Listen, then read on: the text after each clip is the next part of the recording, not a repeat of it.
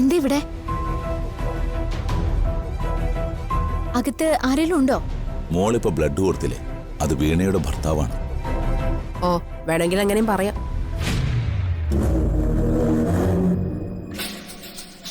അതെന്താ അങ്ങനെ പറഞ്ഞത്? പിന്നെ എങ്ങനെയാ പറയേണ്ടത്? മോള് വാ.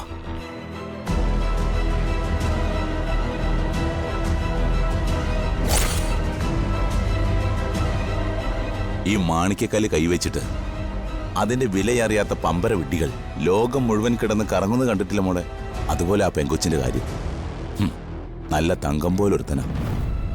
ആ, അനുഭവിക്കാൻ അവൾക്ക് യോഗമില്ല. അതൊക്കെ പറഞ്ഞ ഒരുപാടുണ്ട്. എടോ, തനിക്കിപ്പോ നടക്കാൻ കുഴപ്പമൊന്നുമില്ലോ അല്ലേ? എനിക്കിപ്പോ കുഴപ്പമില്ല. ദേ നിത്യമോള്, മോളെ, മോള് എവിടെ പോയതാ?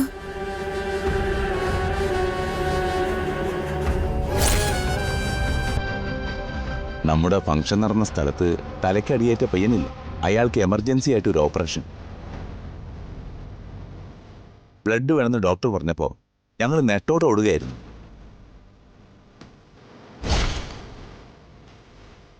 അതിനിടയിൽ മോളെ കണ്ടപ്പോഴാണ് പറഞ്ഞത് അയാളുടെ അതേ ഗ്രൂപ്പാ മോളുടെ എന്ന്. മോള് വന്ന് ബ്ലഡ് കൊടുത്തു. ആരോടും പറയാതെ താൻ എന്തിനാ പോയെ?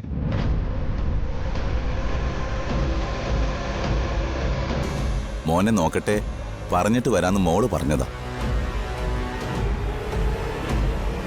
അത്യാവശ്യം കൊണ്ട് ഞാനാ നിർബന്ധിച്ച് കൊണ്ടുപോയത്. വന്നിട്ട് പറയാലോന്നും പറഞ്ഞു.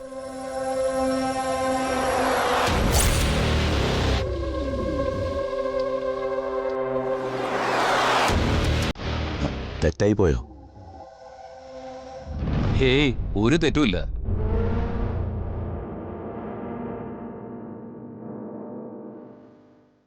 ഒരു എമർജൻസി വരുമ്പോ അങ്ങനെ ഒന്നും നോക്കുന്നതിൽ ഒരർത്ഥമില്ല.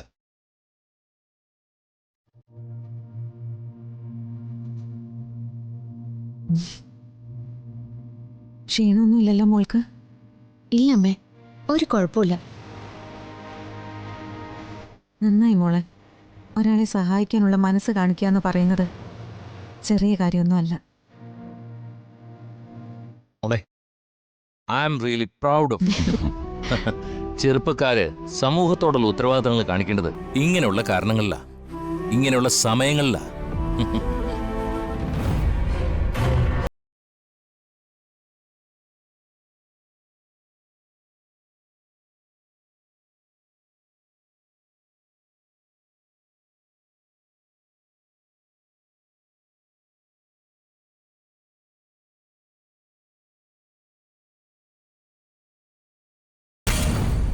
സാറേ, എന്താടാ?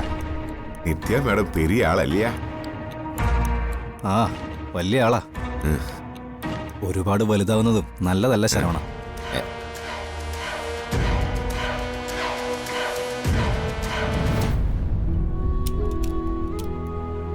രഘു നാട്ടിലുണ്ടായിരുന്നോ?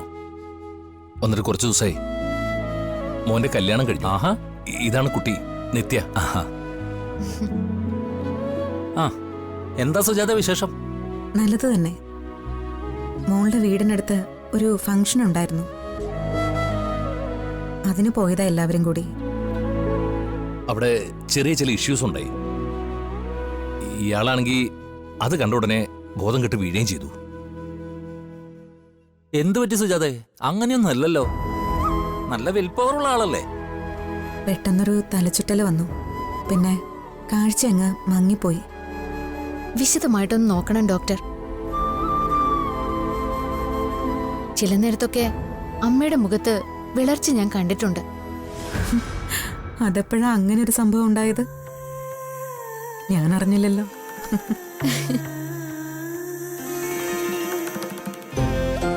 അമ്മയും മരുമകളും ഇരുമയും ഒരു മനസ്സുമാണ്. മനസ്സിലായി. അക്കാര്യത്തിൽ സുജാത ലക്കിയ. എന്തായാലും ഞാൻ റിസൾട്ട് ഒന്ന് ചെക്ക് ചെയ്യട്ടെ.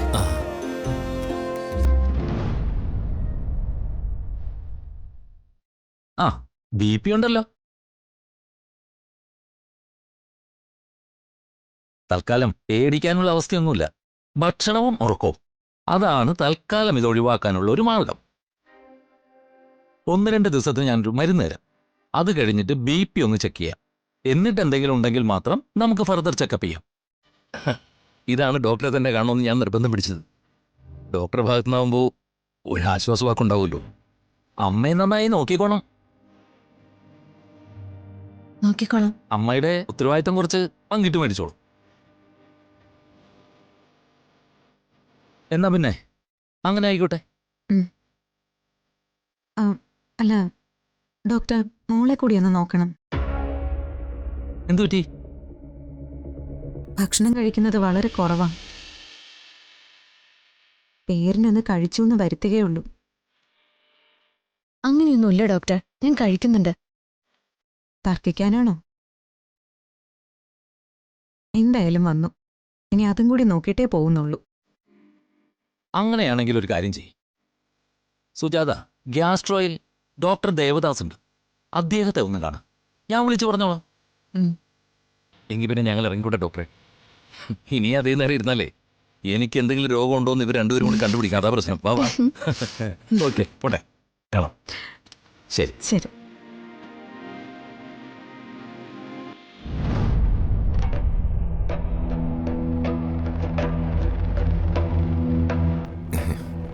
അമ്മ വരില്ല?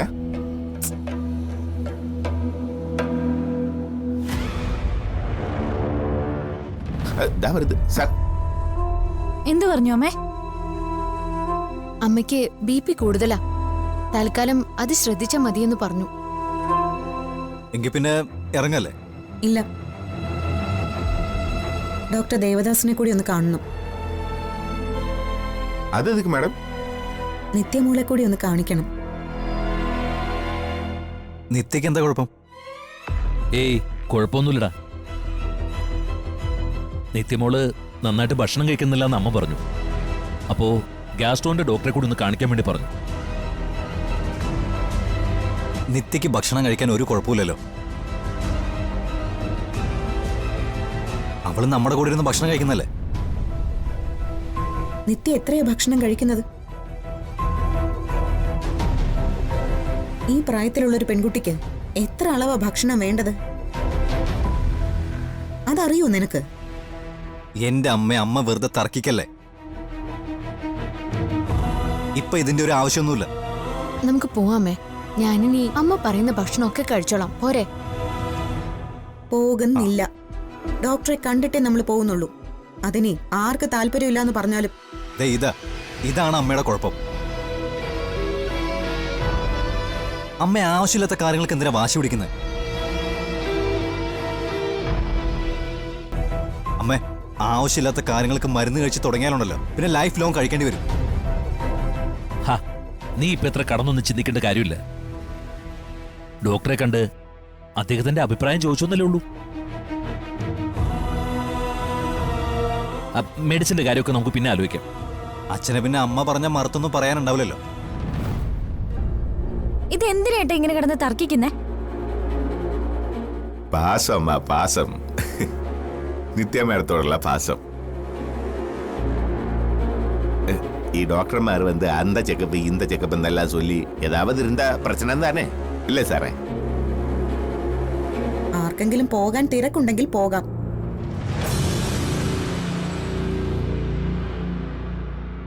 ഞാൻ മോളെ കാണിച്ചിട്ടേ വരുന്നുള്ളൂ.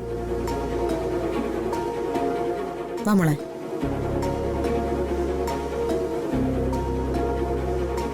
വിട്ട് കളയടാ. ഒരു 10 മിനിറ്റിന്റെ കാര്യമല്ലേ ഉള്ളൂ. അല്ലെങ്കിൽ തന്നെ തിരക്ക് പിടിച്ച് ഇവിടുന്ന് പോയിട്ട് അവിടെ ചെന്ന് നിനക്ക് എന്ത് കാണിക്കാനാ?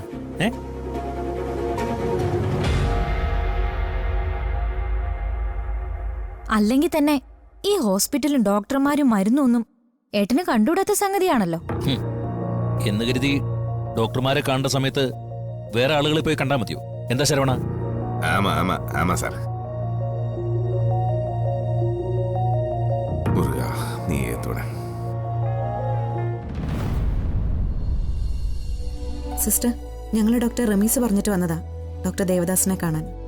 പേഷ്യന്റ് ഉണ്ട്, ഒന്ന് വെയിറ്റ് ചെയ്യേ.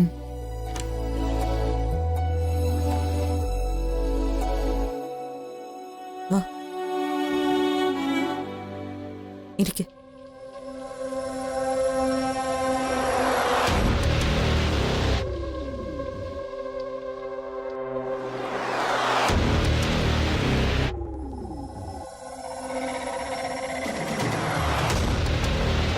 എനിക്ക് വെയിറ്റ് ചെയ്യാൻ പറ്റില്ല. എനിക്ക് വീട്ടിലേക്ക് പോണം. ഹാ, നീ എന്താ മോളി പറയുന്നത്? ഇങ്ങനെ ഒരു അവസ്ഥയില് നിനക്ക് എങ്ങനെയൊക്കെ ചിന്തിക്കാൻ പറ്റുന്നത്? നീ എങ്ങോട്ടും പോകുന്നില്ല, ഇവിടെ തന്നെ ഉണ്ടാവണം. എനിക്ക് താല്പര്യമില്ലാത്ത കാര്യത്തിന് എന്നെ നിർബന്ധിക്കുന്നത് എന്തിനാ? നിന്റെ താല്പര്യങ്ങൾ തന്നെ എപ്പോഴും നടക്കണമെന്ന് നിർബന്ധം പിടിക്കാൻ പറ്റില്ലല്ലോ. അവനകത്ത് ബോധമില്ലാണ്ട് കിടക്ക. ഓപ്പറേഷൻ കഴിഞ്ഞ അവന്റെ അവസ്ഥ എന്താണെന്ന് പറയാൻ പോലും പറ്റില്ല. ഡോക്ടറോ നേഴ്സന്മാരോ ഇറങ്ങി വന്ന് ഏറ്റവും വേണ്ടപ്പെട്ടവരെ ചോദിച്ചാ ഞാൻ എന്തോന്ന് പറയും? അതിന് അച്ഛനില്ലേ? ഇവിടെ ഞാനുണ്ട്. പക്ഷെ ഭാര്യയുടെ സ്ഥാനത്ത് ഒരാളെ ചോദിച്ചാലോ? ചത്തുപോയി എന്നങ്ങ് പറഞ്ഞാ മതി. എടി മോളെ, ഞാൻ വേണമെങ്കിൽ നിന്റെ കാല് പിടിക്കാം. പക്ഷെ ഈ അവസ്ഥയിൽ നീ പൊയ്ക്കൂടാ. ഒന്നുമില്ലെങ്കിലും അവൻ കണ്ണുറക്കുമ്പോ നിന്നെ ചോദിക്കില്ലേ?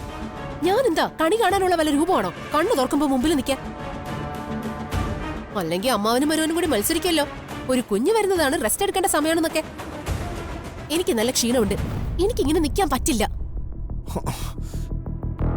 എടി, ദൈവത്തെ ഓർത്ത് കുറച്ചു നേരെങ്കിലും നീ ഇവിടെ ഒന്ന് നിൽക്കേ. ആ ഡോക്ടർ ഒന്ന് പുറത്തേക്ക് വരും വരെങ്കിലും. ഓ, ഇനിയിപ്പോ ഡോക്ടർമാരോ നഴ്സുമാരോ പുറത്ത് വരുന്നത് ചത്താലും കുഴപ്പമില്ലാന്ന് ഒപ്പിട്ട് വാങ്ങിക്കാനല്ലേ? അത് ആരൊപ്പിട്ടാലും ഓപ്പറേഷൻ നടക്കും. വേണ്ട, നീ നിക്കണ്ട. നീ ഇവിടെ നിക്കണ്ട. പൊയ്ക്കോ. ഇനി നീ നിന്നാല് അതിന്റെ മുന്നിൽ ദോഷ. പൊയ്ക്കോ. നീ എങ്ങോട്ടാണെന്ന് വെച്ചാ പൊയ്ക്കോ. പോ. പക്ഷേ തോപ്പിക്കാൻ വേണ്ടി നീ പറയുന്ന ഓരോ വാക്കുകളും ഒന്ന് നീ മറക്കണ്ട. ഒരിക്കലേ ഇതൊക്കെ നിന്നെ തിരിച്ചു കൊത്തും. നെഞ്ചുരുകിയ ഞാനീ പറയുന്നത്.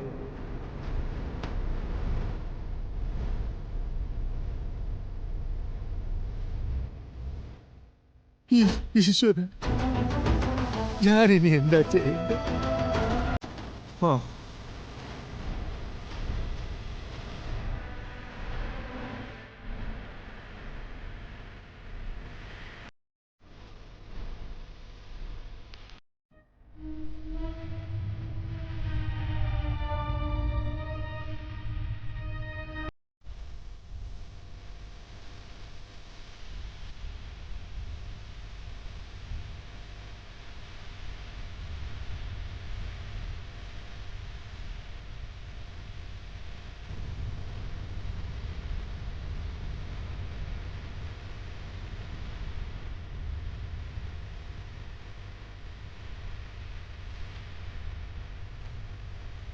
ജീവന് ഒട്ടും ഇഷ്ടമായിട്ടില്ലാന്ന് തോന്നുന്നു. നല്ല ദേഷ്യം. ആവശ്യമില്ലാത്ത കാര്യത്തിന് ദേഷ്യപ്പെടുമ്പോൾ അത് കുറച്ച് പരീക്ഷിച്ച് തന്നെ മാറ്റിക്കൊടുക്കണം.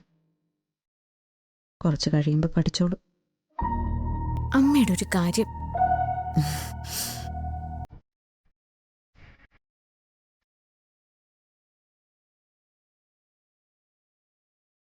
നിനക്ക് വല്ല ചായയോ മറ്റോ കുടിക്കണമെന്നുണ്ടെങ്കിൽ പോയി കുടിച്ചിട്ട് പോ. ഞങ്ങൾ ഡോക്ടറെ കണ്ടിട്ട് പുറത്തേക്ക് വന്നോളാം. വേണ്ട.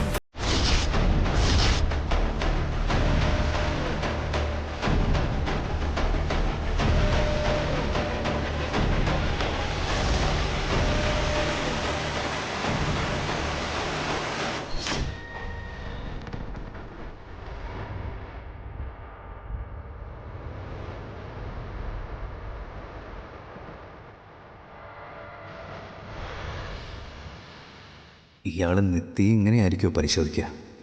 മകളെ തൊട്ടാ അയാളെ ഞാൻ കൊല്ലും.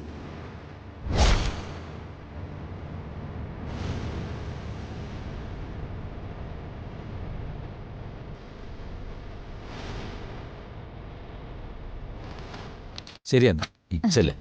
ഓക്കെ.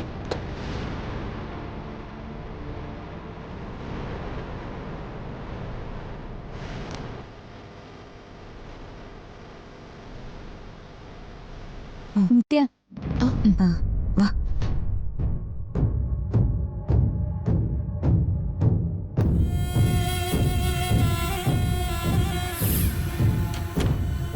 ഇരിക്കൂ. വാ. ഇങ്ങോട്ടിരിക്കൂ. നമസ്കാരം ഡോക്ടർ. നമസ്കാരം. ആ, ഡോക്ടർ റമീസ് എന്നെ ഇപ്പോൾ വിളിച്ചിരുന്നു. നിങ്ങൾ വളരെ വേണ്ടപ്പെട്ടവരാണെന്ന് പറഞ്ഞു. ഇതെന്റെ മകൻ ജീവൻ. ഉം. ഇത് നിത്യ, ഇവന്റെ ഭാര്യയാണ്. എന്തു പറ്റി നിത്യേ? എന്താ ഭക്ഷണം കഴിക്കാതിരിക്കാനുള്ള കാര്യം?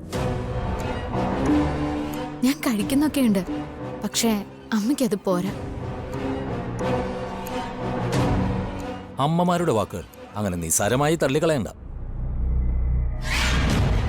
കണ്ടിട്ടില്ലേ, കുഞ്ഞു പ്രായത്തിൽ തുടങ്ങി അമ്മമാര് ഭക്ഷണം കൊണ്ട് പുറകെ പായുന്നത്. വേണമെങ്കിൽ കഴിക്കട്ടെ എന്ന് അമ്മമാർക്ക് കരുതാലോ. എന്താ കരുതാത്തത്? തന്റെ കുഞ്ഞ് ആരോഗ്യത്തോടെ ഇരിക്കണം, അത് ദീർഘകാലം ഉണ്ടാവണമെന്ന് അവർ ചിന്തിക്കുന്നുണ്ടോ?